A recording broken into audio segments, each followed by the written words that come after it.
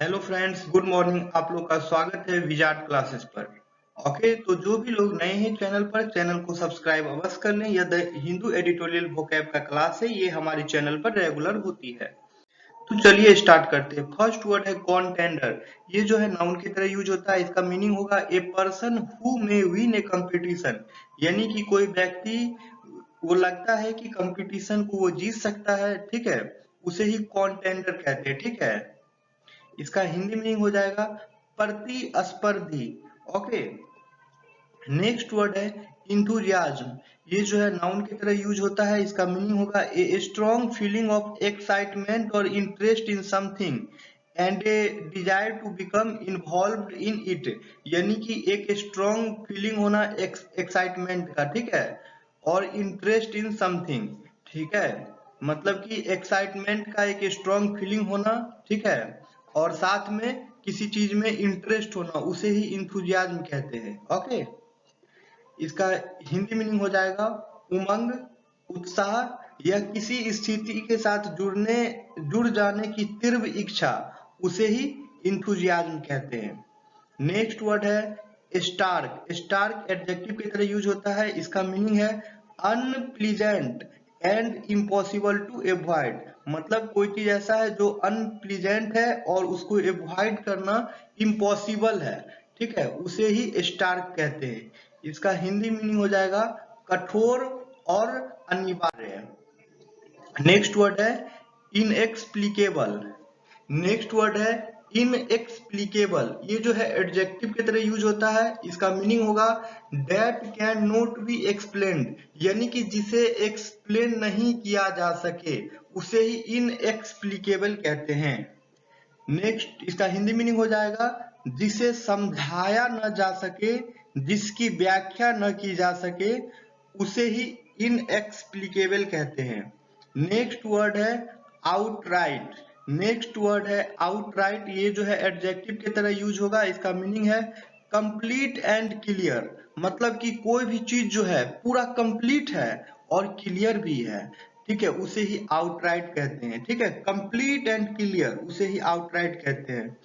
Next word है, इसी का हिंदी मीनिंग हो जाएगा, हिंदी में देख लीजिए यहाँ पे, पूर्ण और स्पष्ट, ठीक है, पूर्ण और स्पष्ट। नेक्स्ट वर्ड है एस्पेयरिंग। एस्पेयरिंग जो है एडजेक्टिव की तरह यूज होता है। इसका मीनिंग होगा using only a little of something, या फिर केयरफुल, मतलब किसी चीज का बहुत कम ही पार्ट जो है, बहुत ही लिटिल जो है यूज किया गया है, ठीक है, बहुत कम ही मात्रा में किसी चीज को यूज किया गया है, उसे ही स्पेयरिंग कहते हैं। और इसका दूसरा मीनिंग हो सकता है या फिर केयरफुल, यानी कि सावधानी पूर्वक। हिंदी में देख लीजिए, किसी वस्तु के अल्प अंश का प्रयोग करते हुए यह सावधानी पूर्ण, उसे ही स्पेयरिंग कहते हैं।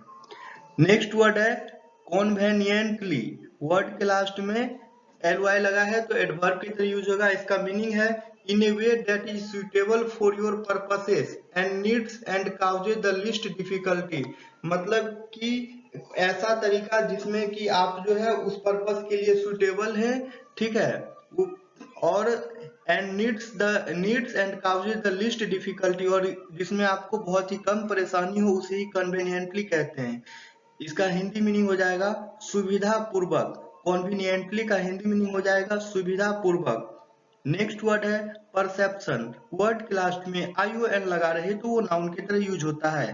परसेप्शन का मीनिंग होगा a particular way of looking at और अंडरस्टैंडिंग समथिंग, मतलब एक पार्टिकुलर वे है किसी चीज को देखने का और किसी चीज को समझने का, या फिर कोई ओपिनियन, उसे ही परसेप्शन कहते हैं।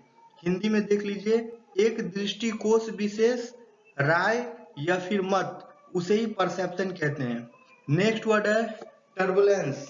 ये जो है नाउन की तरह यूज होता है। इसका मीनिंग है a state of confusion without any order, मतलब बिना किसी आदेश के भ्रम की स्थिति, यानी कि कंफ्यूजन की स्थिति, ठीक है, उसे ही टर्बुलेंस कहते हैं, ठीक है, बिना किसी ऑर्डर के जो है कंफ्यूजन की स्थिति होना, उसे ही टर्बुलेंस कहते हैं।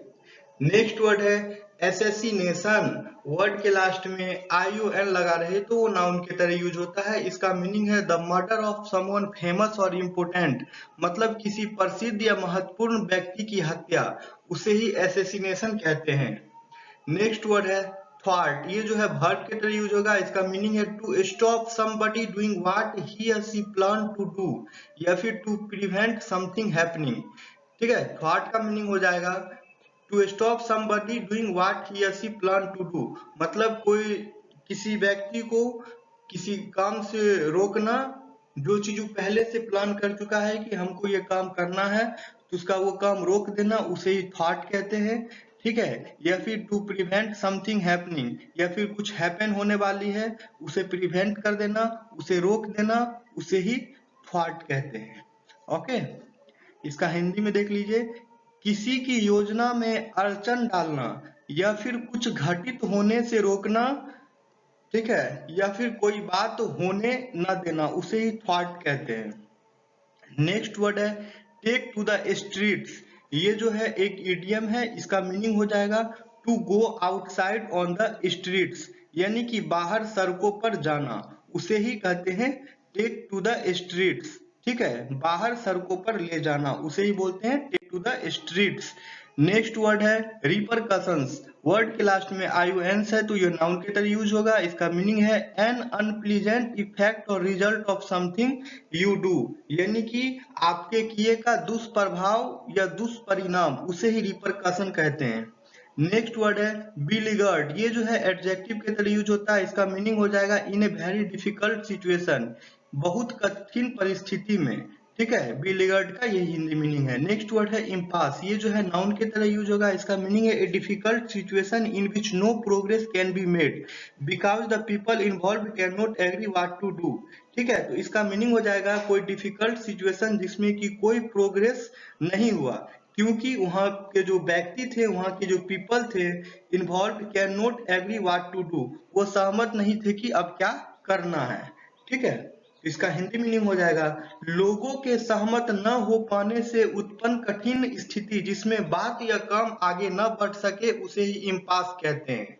ओके, तो ये था आज का द हिंदू एडिटोरियल का वोकैब। अगर आप लोग को वीडियो पसंद आ रहा हो तो वीडियो को लाइक अवश्य करें, वीडियो को शेयर भी करें, और जो लोग चैनल पर नए हैं चैनल को सब्सक्राइब भी कर लें।